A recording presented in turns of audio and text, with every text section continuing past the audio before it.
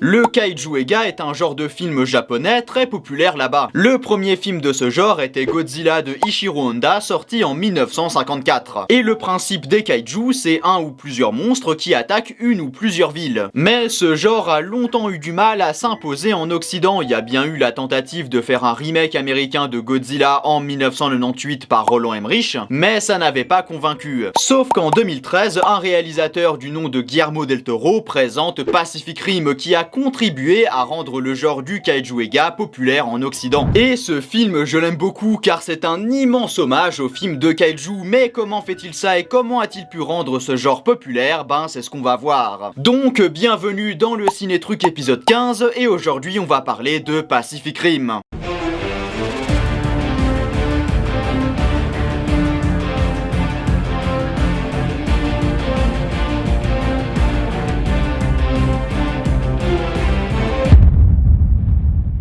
Bon alors Pacific Rim est un film américano-mexicain qui parle de kaiju venant d'une autre dimension grâce à un portail sous l'océan Pacifique. Et pour vaincre ces monstres, l'humanité a créé les Jaegers, des robots géants contrôlés par deux pilotes connectés par l'esprit grâce à un pont neuronal. Mais les kaiju sont devenus trop puissants, le sort de l'humanité va donc être mis entre les mains de plusieurs pilotes de Jaeger dont Mako Mori ou Riley Bucket, qui vont aller mettre une bombe atomique dans le portail sous l'océan Pacifique. Bon alors la première chose dont j'aimerais parler dans Pacific Rim, c'est la patte artistique de Guillermo del Toro et certains éléments qu'on peut retrouver dans d'autres de ses films, comme des décors remplis de détails, une fascination pour les monstres, la thématique sur l'enfance, des couleurs symboliques, ou le mélange de plusieurs genres, ceux qu'on peut retrouver dans L'Échine du Diable qui mélange fantastique, horreur ou drame historique. Mais comment tout ça se manifeste dans Pacific Rim? Eh bien déjà, je pense que vous l'aviez déjà compris, mais le film parle de monstres, mais on a aussi des décors avec plein de détails, des couleurs symboliques comme le jaune qui est la couleur dominante chez Hannibal Shaw qui est un personnage avide d'argent, et vu que le jaune est associé à l'or ou à l'argent, c'est totalement approprié et on comprend grâce à ça et à ce plan plus particulièrement que ce personnage aime le bling bling et l'argent. Mais on a aussi le bleu qui dans ce film est associé aux kaiju et qu'on retrouve sur eux, mais aussi sur les mèches bleues de Mako qui rappellent le traumatisme qu'elle a eu à cause d'un kaiju. On a le rouge qui peut représenter l'amour, comme dans la scène où Mako et Riley apprennent à se connaître lors d'un combat, ce qui est un peu le début de leur histoire d'amour et qui a comme couleur dominante le rouge. Et il y a surtout cette scène où Mako jeune est habillée en bleu et porte une chaussure rouge, ce qui déjà crée un contraste entre le rouge et le bleu. Et la signification de ces couleurs peut aussi créer un contraste vu que le bleu pourrait représenter la pureté et l'innocence de l'enfance, alors que le rouge la douleur, la violence et le danger, vu que c'est à ce moment-là que Mako va se faire poursuivre par un kaiju et être traumatisé par ça. Mais du coup avec cette scène, on a aussi la thématique de l'enfance, vu que comme l'a dit Guillermo del Toro, je crois que la famille est la source de toutes les joies et toutes les horreurs de notre vie, les deux. C'est le point de départ de chaque histoire. Je ne le fais pas intentionnellement, mais chaque déficience que nous avons dans notre comportement social ou personnel vient d'un moment qui trouve ses racines dans notre enfance. Et j'aime explorer l'idée de vaincre cette peur ou de la traiter de manière très ciblée. Mako, dans Pacific Rim, met un terme à ce cycle, dans le sens où elle fait enfin face aux monstres qui lui ont tout pris. Et j'ai essayé de faire de ce moment un moment de conte de fées. Dans cette scène, elle ressemble presque à une petite princesse sauvée par un chevalier en armure brillante d'un dragon. Et il y a un souffle de beauté presque poétique dans cette scène. Donc avec ça, on voit que Guillermo del Toro a voulu parler des traumatismes d'enfance et que donc les couleurs dont je parlais avant servent ça. Vu que le bleu c'est l'innocence avant l'attaque du kaiju et le rouge c'est la douleur, le danger et la violence qui a créé ce traumatisme qui est représenté par cette chaussure rouge et qui rappelle ces événements traumatisants à Mako. Mais Mako va devoir surmonter ce traumatisme au cours du film, c'est ça son évolution. Car comme le dit Guillermo del Toro, il aime explorer l'idée de vaincre ses peurs qui sont liées à l'enfance. Et vu que c'est quelque chose qu'on peut aussi avoir vécu, de vaincre ses peurs liées à l'enfance, pas d'être poursuivi par un kaiju, bah on peut s'identifier à Mako et être investi émotionnellement. Mais on voit aussi que Guillermo del Toro a voulu mettre un côté côté un peu conte de fées, ce qu'on retrouve dans d'autres de ses films comme Pinocchio qui adapte littéralement un conte, ou Hellboy 2 où il y a des fées et d'autres créatures qui peuvent rappeler des contes, tout comme dans le labyrinthe de Pan. Mais pour revenir à l'enfance, c'est un élément très important dans le film, vu que Guillermo del Toro depuis son enfance a toujours été fan de kaiju Ega. Et ce film c'est un peu un rêve de gosse, vu qu'il a créé un film de kaiju qui rend hommage à ce genre. Car déjà dans Pacific Rim on retrouve un truc très important des films de kaiju, les scènes d'action.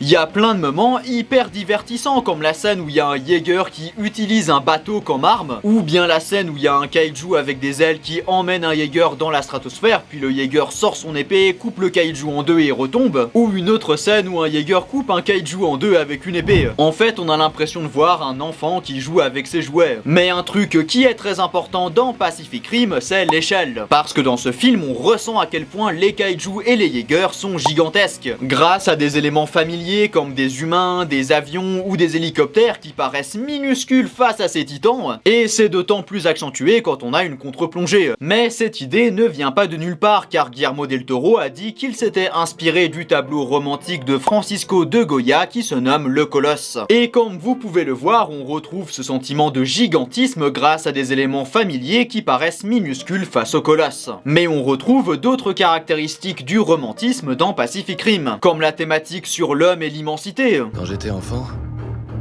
chaque fois que je me sentais petit ou trop seul, je levais la tête vers les étoiles.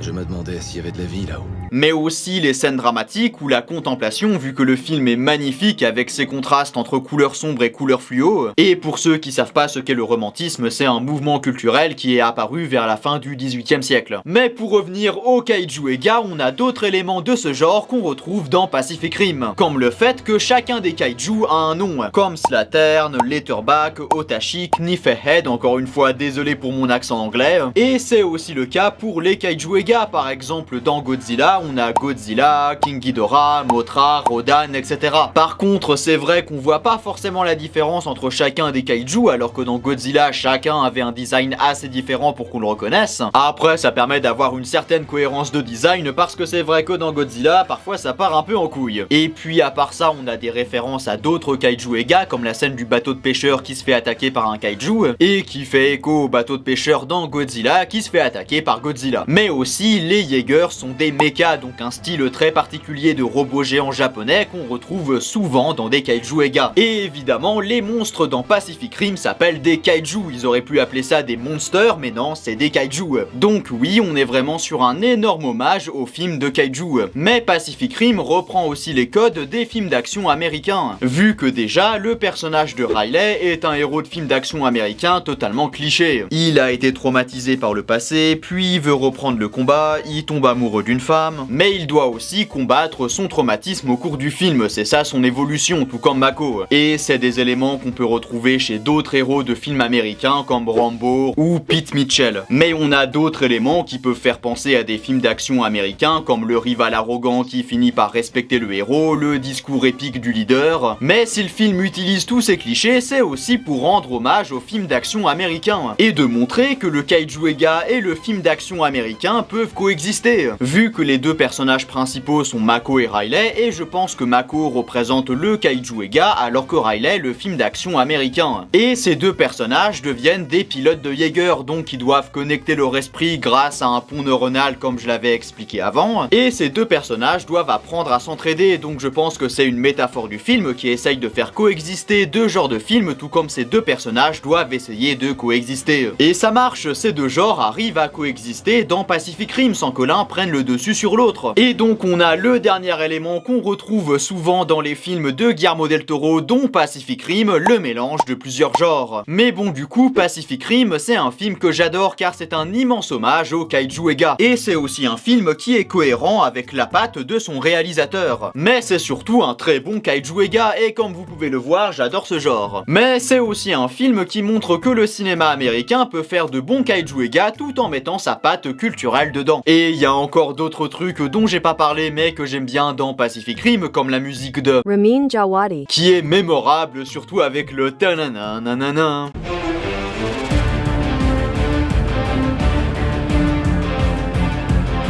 Ou aussi les moments qui apportent de la profondeur à cet univers. Par exemple, on voit des trafiquants qui utilisent les kaiju pour se faire de l'argent et vendent de la poudre d'os de kaiju ou d'autres trucs. Et on voit aussi une scène où il y a une carcasse de kaiju qui est devenue un temple, il y a des gens qui viennent prier à l'intérieur et prennent les kaiju pour des dieux. Ça apporte de la profondeur à cet univers et ça le rend plus réaliste. Mais toutes ces qualités ont fait que le film a très bien marché à l'international, un peu moins aux États-Unis. Et c'est sûrement un peu ça qui a motivé les producteurs à faire d'autres films de kaiju, vu qu'après Pacific Rim on a eu le Monsterverse avec Godzilla et Kong, et Pacific Rim Uprising, mais personnellement je l'ai pas trop aimé donc je préfère pas en parler. Mais quoi qu'il en soit, les kaiju Ega sont devenus populaires en Occident, vu que déjà le Monsterverse fait de très bons scores au box-office, et même des kaiju Ega japonais comme Godzilla Minus One marchent très bien en Occident. Et j'aimerais terminer sur quelques phrases de Guillermo del Toro que j'aime bien. Je pense que les kaiju sont en quelque sorte la revanche des enfants, parce que nous naissons dans un monde dans lequel nous ne nous adaptons pas, un monde qui est trop grand pour nous. Et je pense que les kaiju sont en quelque sorte les vengeurs ultimes de la taille. Ils font en sorte que les adultes se sentent inquiétants partout dans le monde. Et je partage un peu cette pensée, vu que pour moi, les kaiju sont un moyen pour les enfants de se réfugier dans un monde imaginaire, où ils peuvent se venger du monde réel qui peut être hostile ou trop grand pour un enfant. D'ailleurs, je vous ai déjà montré cet extrait, mais la première chose qui est prononcée dans le film, c'est ça. Quand j'étais enfant, chaque fois que je me sentais petit ou trop seul, je levais la tête vers les étoiles. Je me demandais s'il y avait de la vie là-haut. Et justement, lorsqu'on entend ça, on s'imagine un enfant qui se réfugie dans son imaginaire pour oublier la réalité. Et cet enfant, c'était peut-être Guillermo del Toro qui imaginait des kaiju venant d'ailleurs. D'ailleurs, il a dit que Pacific Rim était son film le plus personnel, donc les kaiju, ça a l'air d'être vraiment quelque chose qui l'a marqué. Et ça rend le film beau, vu que l'intention derrière, c'est de rendre hommage à ces univers qui l'ont marqué. Mais bon, bref, Pacific Rim, c'est un film que j'aime beaucoup. Après, tout ça n'est que mon avis, et si vous n'êtes pas d'accord avec moi, on peut débattre en commentaire si vous voulez. Et tant que ça reste respectueux, dites vraiment tout ce avec quoi vous n'êtes pas d'accord, car c'est en débattant avec d'autres personnes que je pourrais m'améliorer. Bon allez, si cette vidéo t'a plu, tu peux t'abonner, mais tu peux aussi aller regarder les autres ciné-trucs, et à la prochaine.